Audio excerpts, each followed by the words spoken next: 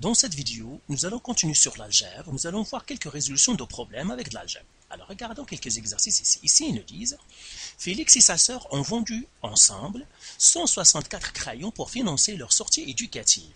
Félix a vendu 6 crayons de moins que le quadruple du nombre de crayons vendus par sa sœur. Combien de crayons chacun a-t-il vendu? Alors, la première chose ici, je vais sortir les informations. Ici, ils me disent Félix et sa sœur. Donc, j'ai deux personnes ici, donc c'est important. Ont vendu ensemble 164 crayons pour financer leur sortie éducative. Félix a vendu 6 crayons de moins que le quadruple du nombre de crayons vendus par sa sœur. La question, combien de crayons chacun a-t-il vendu? Donc, quand vous avez une situation comme ça, eh bien, toujours faites la méthode cerveau. Ici, on va faire la méthode cerveau. Eh bien, la méthode cerveau, c'est quoi? Eh bien, ça commence avec un S, pas avec un C, c'est avec un S. Et un S, ça veut dire symbole. Et les symboles, c'est quoi? En fait, ce sont nos inconnus. Donc, les variables. Ici, par exemple, il me parle de Félix et sa sœur, et il me parle de chacun a vendu des crayons. Ce que je ne connais pas, c'est combien de crayons a vendu Félix et combien de crayons a vendu sa sœur. Donc, ce sont mes inconnus. Donc, j'écris ici, nombre de crayons vendus par Félix. Ça, c'est ma première inconnue. Deuxième inconnue, c'est nombre de crayons vendus par sa sœur. Par sa sœur. Donc, je ne connais pas le nombre de crayons vendus par Félix, ni le nombre de crayons vendus par sa sœur. Maintenant, qui sera X? On a dit toujours X, ça doit être l'inconnu dont on n'a pas d'indice. Ici, ils m'ont donné un indice sur Félix. Ils m'ont dit que Félix a vendu 6 crayons de moins que le quadruple de sa sœur. Mais sa sœur, je n'ai aucun indice. Donc, X, ça va être sa sœur. Maintenant, il faut trouver Félix. Comment je vais trouver Félix? Eh bien, c'est facile. Donc, ici, je prends, ils me disent que pour Félix, il a vendu 6 crayons de moins. Qu'est-ce que ça veut dire 6 crayons de moins? C'est moins 6. Donc, c'est quelque chose, moins 6. Parce que quand je dis, par exemple, 6 de moins, ça veut dire quelque chose moins 6. Ou bien 6 de plus, ça veut dire quelque chose plus 6. Donc, c'est pour cela qu'il y a quelque chose moins 6. C'est ça, 6 de moins. Que quoi? Que le quadruple. Le quadruple, c'est quoi? C'est 4 fois. Le quadruple d'un nombre, c'est 4 fois. Par exemple, le quadruple de 6, c'est 4 fois 6. Le quadruple de 8, c'est 4 fois 8, etc. Donc, 4 fois. Le quadruple du nombre de crayons vendus par sa sœur. Alors, on a dit que le nombre de crayons vendus par sa sœur, c'est quoi? C'est X. Donc, j'écris X. Si vous ne le voyez pas, l'autre manière de faire, c'est dire que moi, j'ai le nombre de crayons vendus par sa sœur, je vais le remplacer par X, comme ça. Je dis ça, c'est X, parce que c'est ce que j'ai défini. Et là, je relis la phrase, et je dis, Félix a vendu 6 crayons de moins que le quadruple de X. Donc, 6 de moins, le quadruple de X, c'est 4X. Mais si vous le voyez, c'est correct. Sinon, vous pouvez remplacer la variable qui est X par la lettre X et relisez la phrase. Parfois, ça donne qu'est-ce qu'il faut faire. Donc, voilà pour mes inconnus. Donc, je viens de trouver mes symboles. Maintenant, qu'est-ce que je vais faire? C'est équation. Donc, après avoir trouvé les symboles, il faut trouver l'équation. L'équation, c'est quoi? Qu'est-ce qui relie X? On a dit une équation, on doit toujours avoir un égal. Alors, si je regarde encore des informations que je n'ai pas utilisées, la deuxième phrase, Félix a vendu, ça je l'ai déjà utilisé, donc il ne me donnera pas mon équation, mais j'ai Félix et sa sœur ont vendu ensemble 164 crayons. Ça veut dire que ça va être égal à 164. Qu'est-ce qui sera égal à 164? C'est ensemble. Qu'est-ce que ça veut dire ensemble? En mathématiques, ensemble, ça veut dire un plus.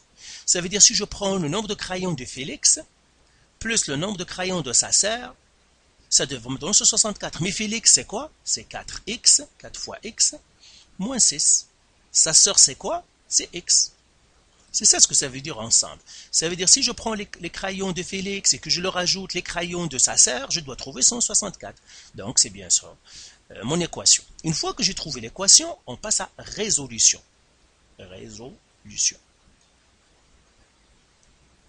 Résolution, ça veut dire qu'il faut isoler la variable. Alors, je vais écrire maintenant l'équation.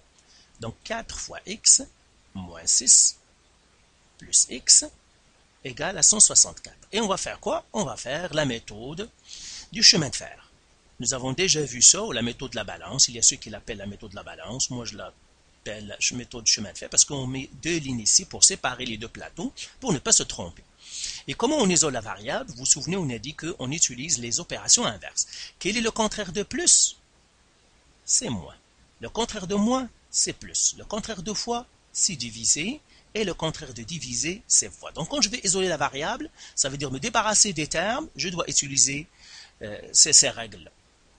Mais avant ça, je dois regarder est-ce que je peux faire de l'algèbre de chaque côté. Je vois ici que je peux faire de l'algèbre. Pourquoi? Parce que j'ai 4 fois x moins 6 plus x. Mais 4 fois x, c'est quoi? C'est 4x.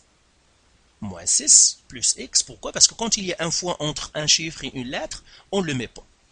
Maintenant, je vois que 4x ressemble à x. Le moins 6 ne ressemble à personne. Donc, je vais rassembler ceux qui se ressemblent. Donc, j'ai fait 4x plus x égale. Et puis moins 6, qui lui sera égal à moins 6.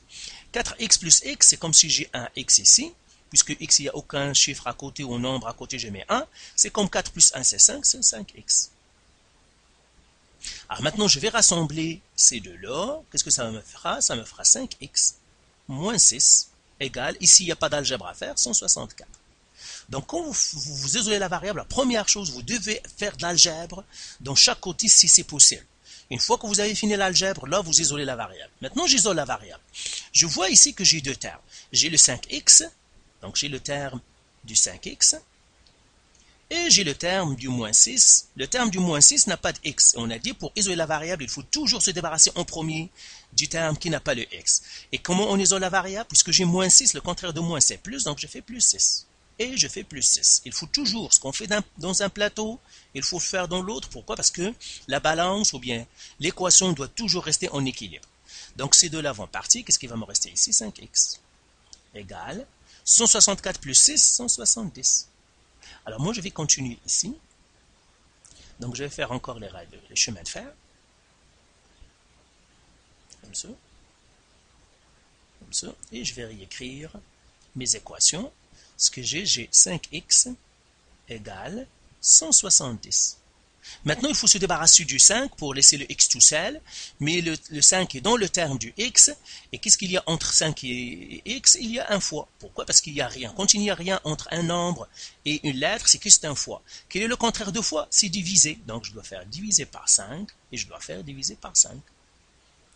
Alors, je vais me débarrasser des 5. Ici, il ne me reste que le x égale 170 qui divise 5, c'est 34. Donc voilà, je viens de trouver x est égal à 134. X est égal à 34. Donc je l'écris ici, x est égal à 34. Crayon. Maintenant, il faut que je trouve le nombre de crayons vendus par Félix. Ben, le nombre de crayons vendus par Félix, c'est 4 fois x moins 6. Donc je fais 4 fois le x, c'est 34, moins 6. Ce qui me donne en fait 130 crayons. Voilà. Donc, une fois qu'on a trouvé, qu'on a isolé la variable, donc je vais effacer ici maintenant. Donc, ici, je peux effacer ça, et je dis que j'ai isolé la variable. Donc, la résolution, donc x est égal ici. Donc, moi, j'efface ici tout simplement parce que je n'ai pas d'espace. Mais vous, bien sûr, vous devez le garder. X est égal à 34. C'est ce que j'ai trouvé. Après avoir fait la résolution, il faut faire la vérification. Vérification. La vérification, bah, tout simplement, il faut s'assurer qu'on ne s'est pas trompé dans les calculs. Bah, on a trouvé que pour Félix, je mettrai F, c'est 134 crayons. Et puis la serre, je mets S, c'est 34. Bah, je dois vérifier, est-ce que si je les additionne, je trouve bien les 164 qu'ils m'ont donné au début. Donc j'ai fait 134 plus. Bah non, 130, c'est pas 34, mais c'est 130. Félix a vendu 130. Donc 130 plus 34 est égal à 164. Ça veut dire que, donc j'écris B, ça veut dire que c'est ce que j'ai cherché, ben, ils ont vendu 164. Donc je ne me suis pas trompé. Après avoir fait la vérification, on fait OK. OK, ça veut dire il faut donner la réponse. Donc j'écris OK et j'écris, donc Félix a vendu, a vendu 130 crayons. et sa sœur 34 crayons. Voilà. C'est ce qu'on appelle la méthode cerveau. Cerveau, donc S, E, R, V, O. C'est ça la méthode cerveau. Ce sont les 5 étapes. Première étape, je dois sortir mes symboles, c'est-à-dire mes inconnus. La deuxième, je dois écrire l'équation. Après, je fais la résolution. Après, je fais la vérification. Et après, je fais la réponse ou bien OK. Donc, voilà pour cet exercice. Faites les exercices du site de vos manuels. Et si vous avez encore de la misère ou des questions, vous pouvez nous contacter.